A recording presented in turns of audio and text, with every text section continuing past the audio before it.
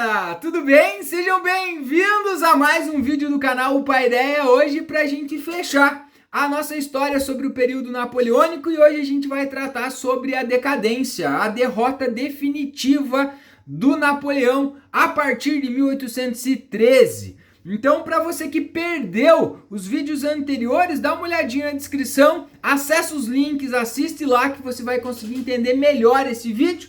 E vem comigo, já deixa sua curtida, segue o canal para entender um pouquinho como que o Napoleão vai cair de fato a partir de agora, né? Vai cair tentando lutar, vai ter os seus últimos suspiros, mas a partir de agora é derrotado. Então a gente viu no vídeo passado que o Napoleão já começou o seu processo de enfraquecimento lá com as guerras peninsulares a partir de 1808. Mas em 1812 acontece o rompimento do bloqueio continental por parte do Império Russo. Napoleão então decide usar a invasão da Rússia como uma invasão exemplar para todos aqueles que tentassem descumprir as suas ordens e os seus desmandos dentro do continente europeu. Então, a partir de julho de 1812, Napoleão então invade o Império Russo, né? Não sai literalmente como ele esperava, ele acaba sendo derrotado e tendo que recuar da invasão sem derrotar os russos e, como consequência, ele perde boa parte da elite dos seus soldados. Napoleão vai com quase 600 mil soldados para essa batalha e volta com cerca de aproximadamente 60 mil. Então é justamente dentro desse contexto que acontece a sexta e talvez última grande coligação. Acontece também ali a Batalha das Nações. Em 1813, os países inimigos do Napoleão aproveitam esse enfraquecimento moral e militar do Napoleão para organizar uma ofensiva e de fato derrotar então o famoso e poderoso general. O que acontece na Batalha de Lipetsk em 1813, né? Em 1813 para 1814. Derrotado em março de 1814, o Napoleão então assina alguns acordos e alguns tratados e abdica o trono francês porque não consegue resistir. A ideia de abdicar o trono foi para garantir alguns pequenos, talvez podemos chamar de privilégios. Mas duas coisas Napoleão consegue nesse processo de abdicação. Primeiro, ele consegue conceder com a abdicação uma pensão de 2 milhões de marcos franceses como uma forma dele se manter economicamente. E também, essa abdicação dá o direito a ele plena soberania sobre a ilha de Elba, uma ilha que ficava ali muito próximo, né, no mar Mediterrâneo, muito próximo ao litoral da Itália e perto da sua terra natal, a Córcega. Então lá o Napoleão vai viver o seu primeiro grande exílio. Então a partir de março de 1814, o Napoleão se exilia na ilha de Elba e vai ficar lá, vai recuar e vai ficar lá durante um bom, né, um bom tempo nesse sentido. Assim que acontece a abdicação do Napoleão, a França então vive a restauração da monarquia com o Luís XVIII. Só que o Luís XVIII não era uma unanimidade, já que ele desagradava a maioria de alguns dos setores franceses, pois os camponeses e principalmente a burguesia sentiam-se ameaçados, já que os camponeses tinham conseguido, com a Revolução Francesa, uma série de conquistas liberais principalmente. Então a restauração da monarquia nesse momento colocava em certa forma em risco, porque voltava a acionar aquelas memórias do antigo regime, do rei governar, tirar, trocar, não respeitar alguns princípios que foram conquistados e consolidados com a Revolução Francesa. Outra coisa que ajuda a gente a entender a volta do Napoleão é o fato de que o Luís XVIII vai acabar punindo muitos dos membros e dos grandes generais franceses, provocando um descontentamento muito grande.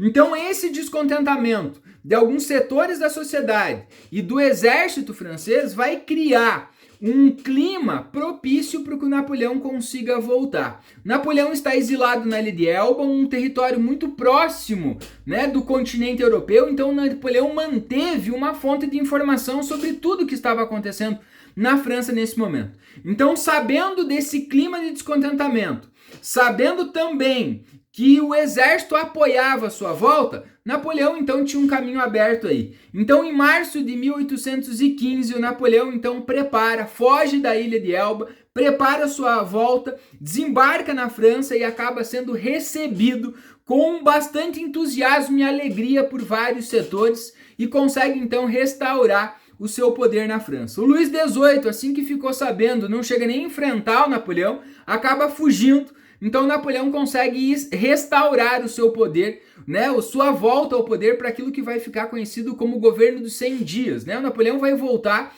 a partir de março de 1818 e vai governar exatamente 100 dias, vai ficar à frente do poder da França nesse momento. Napoleão reorganizou o governo por meio de algumas manobras políticas, mas agora ele já não tinha mais todo aquele pleno poder ilimitado que tinha quando foi, né, ou governou a França como grande imperador até bem pouco tempo atrás. Assim que a notícia circula sobre a Europa, as outras nações ficam absurdamente surpreendidas com esse retorno do Napoleão e renovam suas alianças militares e declaram o Napoleão um fora da lei e já organizam ofensivas para destituí-lo do poder.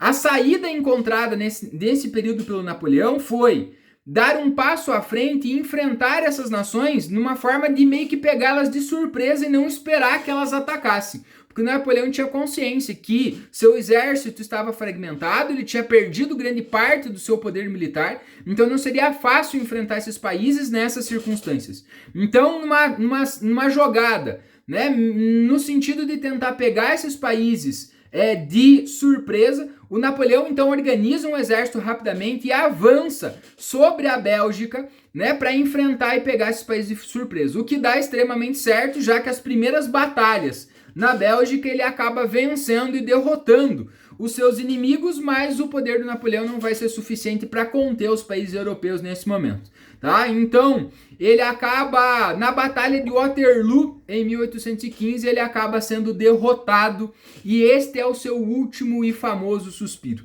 Tá? Então, a Batalha de Waterloo é a última grande batalha e ali Napoleão literalmente acaba perdendo a sua guerra. Napoleão, no dia 21 de julho, acaba abdicando ao trono, novamente com uma tentativa aí de salvar alguns direitos e alguns privilégios, mas no dia 21 de junho de 1815, o Napoleão, então, acaba sendo deportado, exilado, agora na ilha de Santa Helena, um território lá no meio do Oceano Atlântico, onde ele não vai mais conseguir sair ou voltar, né, ter alguma outra sobrevida, aonde ele passa o resto da sua vida preso, aonde acaba também falecendo em 1821.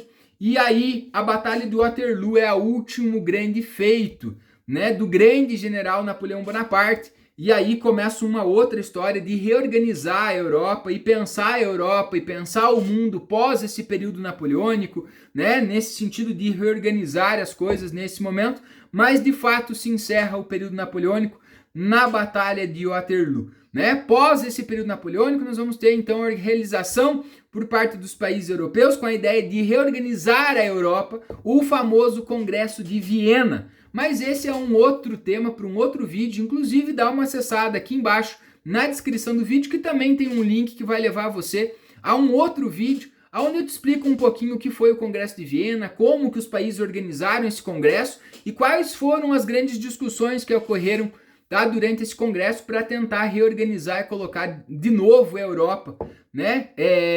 Colocar a Europa de pé, né? Depois de todo esse período turbulento, não só do período napoleônico, mas também da Revolução Francesa de 1789. Ok? Ó, gostou? Deixa sua curtida e segue o canal.